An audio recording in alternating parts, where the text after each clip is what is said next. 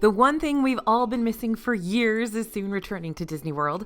New attractions have been announced, a meet and greet just disappeared without warning, and we might be ditching pumpkin spice this year. All this and more is coming up right now here on DFV Guide.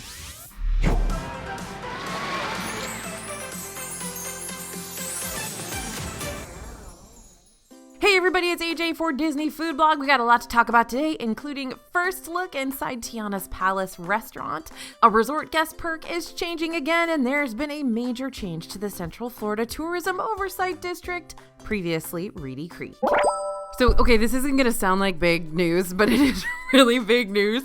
The parking trams are returning. Okay, one of the biggest questions we've been asked recently about Disney World is when will parking trams get back to Epcot and Hollywood Studios? Well, y'all, brace yourselves. We finally have an answer. Okay, a little background information. After Disney World reopened in 2020, the trams in the parking lots were not in use. Disney did eventually bring trams back to the Transportation and Ticket Center, and they came back to Animal Kingdom as well. But if you've recently visited Epcot or Hollywood Studios, you still have to make the long trek from the back of the parking lot to the park entrance because trams never returned to those parks. Well, Disney's announced that parking trams will return to both Epcot and Hollywood Studios this September. That is very soon, and our tired feet just sighed in relief. All we can say is it's about time.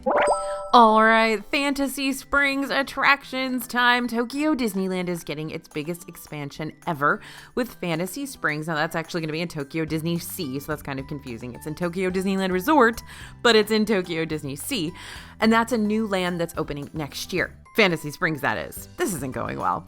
So Disney announced the names of 4 new rides that'll be opening with the land. You've got Anna and Elsa's Frozen Journey and Frozen Kingdom. Now this kind of sounds a lot like Frozen Ever After, so we'll see if it's too much different. Rapunzel's Lantern Festival will be over in Rapunzel's Forest. Peter Pan's Neverland Adventure is in Peter Pan's Neverland, and that's where people get to go and rescue John from Captain Hook. And then Fairy Tinkerbell's Busy Buggy is in Peter Pan's Neverland as well. So Frozen Kingdom is set after the events of Disney Animation's film Frozen, in a time when Elsa has embraced her powers to create ice and snow. Bonus. Rapunzel's Forest has the Princess's Tower, along with an attraction and a snuggly duckling restaurant. What? I'm so excited. Peter Pan's Neverland has 2 rides and another counter service restaurant. Along with that, the new Tokyo Disney Sea Fantasy Springs Hotel will have Fantasy Springs Gifts, which is a merchandise shop. And the hotel is made up of 2 buildings, the Fantasy Chateau and the Grand Chateau. Now, the Grand Chateau is going to be the swankiest of swank in Tokyo. It's going to be bonkers expensive, I'm sure. By the way, Frozen Kingdom also has a banquet restaurant, and they also have Oaken's OK Foods, which is going to be kind of a little place to go buy packaged food, I believe. I don't think it's going to be any sort of a restaurant or anything. It's just going to be like a little food and merch shop. And of course, the hotel will have 2 restaurants, one of which is going to be exclusive just to the people in the Grand Chateau. So like only 53 rooms are going to be able to eat there. Really, really, really fancy. Now, we got more details on the website. Go check it out. I'm so excited. I don't know if I'll get to go to it. I probably won't, but I'm super excited to at least hear more about it.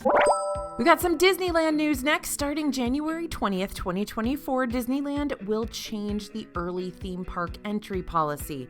Instead of both parks opening 30 minutes early for Disney-owned hotel guests, only one park per day will open 30 minutes early. So be sure to check park hours to determine which park is going to open early each day. And note the guests will still need a theme park pass reservation in addition to a park ticket to enter. But until January 20th, both parks will continue to open 30 minutes early for hotel guests.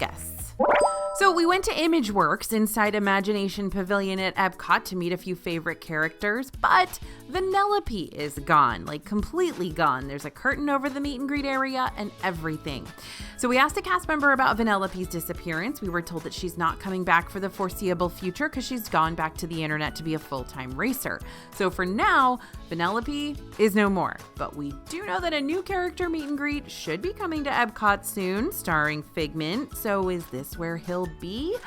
Disney hasn't confirmed a location for that meet and greet, and we don't know for sure. Now, Joy from Inside Out is still meeting at ImageWorks, so if you still want to say hello to her, you can. Alright, I've got another Genie Plus change to tell you about. This one might make your life just a little bit easier, though. To make sure you get access to this updated feature, check for an update to your My Disney Experience app in your mobile app store. Once you download and open the updated app, select the 3 horizontal lines on the bottom right-hand side and navigate to the tip board. That's where you'll be able to see a new helpful feature. It's an option to turn on a filter that will only show you rides included in the Genie Plus service. It might be a small change, but it's one that can save you time when scrolling through the attractions list and deciding where to make your next Genie Plus selection. And it just got easier to find a popular character. If you're on the hunt to see The Mandalorian and Grogu in Star Wars Galaxy's Edge at Disney's Hollywood Studios, we have some good news. Finding these two can be quite the quest, but Disney's just made it a little easier. The My Disney Experience app now lists the available times at which The Mandalorian will stroll through Galaxy's Edge with the child there in his pouch. Now, to find this, head to the map portion of the app and make sure the filter is set to characters. The Mandalorian character experience is marked by a Mickey head close to the marketplace area. You can tap that to see a full list of times at which he's set to roam near Black Spire Market during the day. All right, now this news is for my major Disney Parks fans, which if you watch our videos, you're probably one of them. Disney has released the full schedule for the D23 Destination D coming up very soon. Destination D23 will be taking place at Disney's Contemporary Resort from September 8th to the 10th, 2023, and it could bring some major updates. The event is typically full of presentations that feature details about important upcoming Disney projects, and some things are even announced for the first time at this event. The 2023 Destination D23 event has already sold out, though some will be live streamed. So if you want to see the full schedule, you can check it out on our website. Now, we've got a Disney resort closure that you need to know about. What's one thing that can unexpectedly mess with your Disney World trip? Stuff that's closed. And if you're planning a future Disney World trip, there's one big one that you need to know about. The Disney World website was recently updated to note that from January 2025 to May 2025, the Stormalong Bay and Shipwreck Pool will be closed at Disney's Yacht and Beach Club. Yes, that's right. Really, the only reason to go stay at those hotels is closing. Now, this closure is due to routine maintenance, and guests staying at those resorts may hear construction noises during the daytime. During the closure, you're welcome to swim at the Tidal, Admiral, and Dunes Cove leisure pools. This is a particularly notable closure. Stormalong Bay is often regarded as the best pool in Disney World since it's basically a water park. Now, this closure will likely affect where families with children choose to stay during those early 2025 months, so be prepared. Officials with the Central Florida Tourism Oversight District, previously the Reedy Creek Improvement District, have made a referral to the Inspector General asking them to look into certain perks that Disney has always provided for Reedy Creek District employees. According to the press release, the former Disney-run RCID used taxpayer funds to provide season passes and amusement experiences to its employees and their family members, cover the cost of discounts on hotels, merchandise, food, and beverages, and give its own board members VIP main entrance passes. In 2022 alone, it cost taxpayers over $2.5 million. That's quote unquote from the Central Florida Tourism Oversight District. The board claims that this constitutes unethical benefits and perks and raises significant questions regarding self-dealing, as the board members were only permitted a maximum of $100 per month in compensation per the Reedy Creek Improvement District Act. Immediately upon discovering this, the CFTOD set in motion plans to eliminate it. Essentially, employees such as firefighters and other first responders for Walt Disney World are losing their job perks.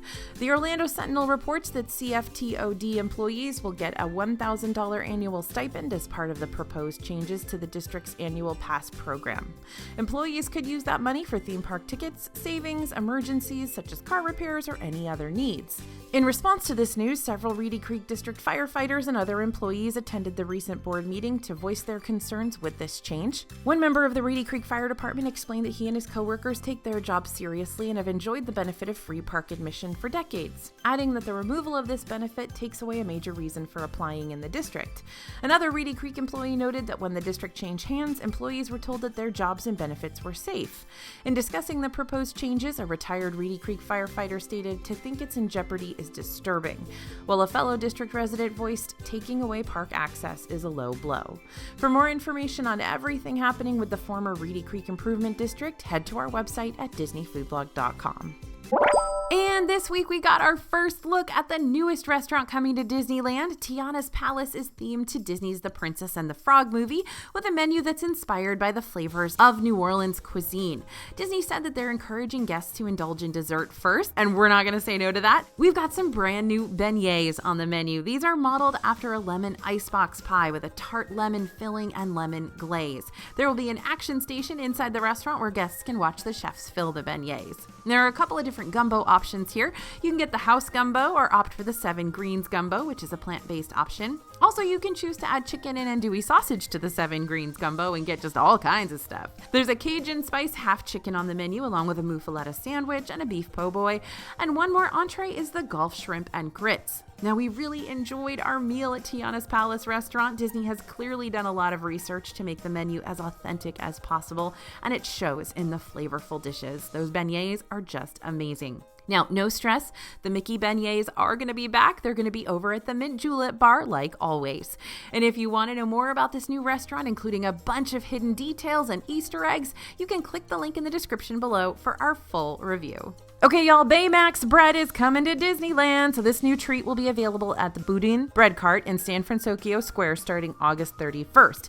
Disney is already anticipating these to be popular, so there's a current limit of 2 per person per transaction while supplies last.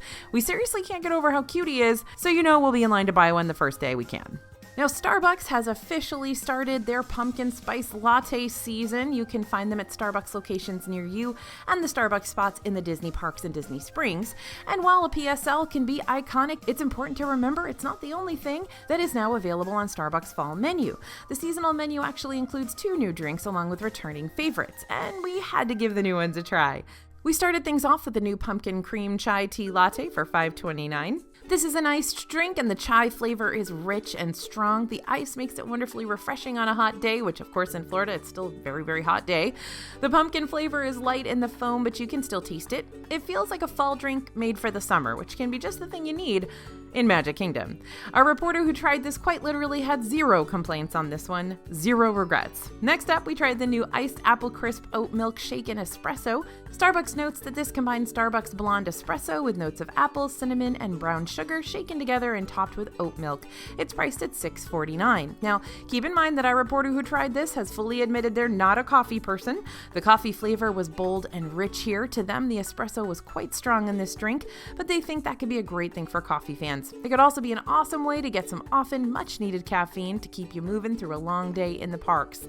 One big downside is that the apple flavor is very light. Because of the strength of the espresso, the apple kind of gets lost, which is unfortunate. Pro tip though, be sure to mix the drink up before drinking so you get a better mix of those flavors. Even so, we wish the apple flavor would have been stronger, but if you absolutely love drinks with a bold espresso, this would be good to try. And I've got more news to get you in the fall spirit. We've got a new design in the DFB merch shop. Our new This Is Halloween design is perfect for any NBC, that's Nightmare Before Christmas fans. Jack, Sally, and Zero are all represented here in pumpkin form. It's available in t-shirts, sweatshirts, tanks, and even a mug. Head to dfbstore.com to get one for yourself. So Joffrey's makes a frozen lemonade that is great for a hot day in the parks, but now we found a way to give this drink an upgrade. We tried the signature frozen lemonade with strawberry syrup for $6.39 in Epcot.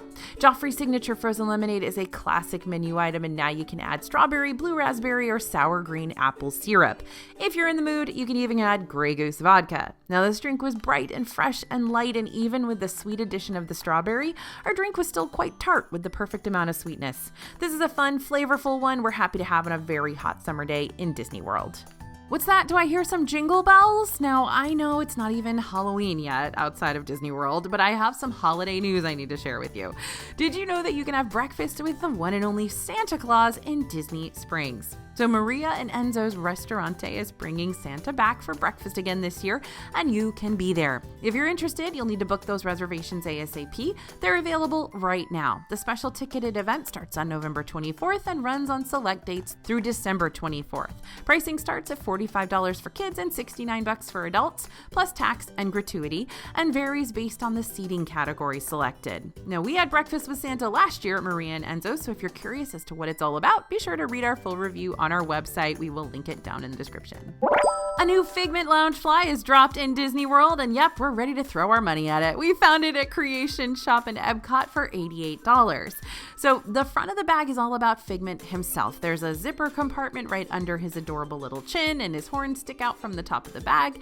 And the color of the bag is purple, but it's got an iridescent sheen to it, which makes Figment look even more the magical creature he is. But check out the back. Look at this. It has Figment's wings attached to it. Knowing how popular Figment is, we don't expect it to last long, so if you want to get your hands on it, head to Disney World when you can. I know, easier said than done, right? And another store suddenly closed in Disney Springs. The last few months seem to have been full of changes over there in the shopping district in Disney World. On Monday, we spoke with a cast member working at Rustic Cuff who said that Monday was the store's last day. When we returned the next day, the store was closed, and it also had a sign on it indicating that something new is coming soon to the space. We've seen this on permanent store closures in the past, but we've also seen the sign used once when a store was merely undergoing a refurbishment, so it can depend. We spoke to a cast member in guest relations at Disney Springs who indicated that they were not aware of the closure until the 21st, the store's last day of operation. They did bring up the fact, however, that there are quite a few storefronts open in Disney Springs, so it's possible that they could move into a new location. Now, that's the news we have for today. As you know, if you want news in your inbox every day from us here at DFB, head on down to that description and click the link to join our newsletter. It's completely free, and we make sure you get all the information as soon as we do. Thanks for listening, everyone, and thanks for watching. As always, this is AJ for Disney Food Blog, and we'll see you real soon.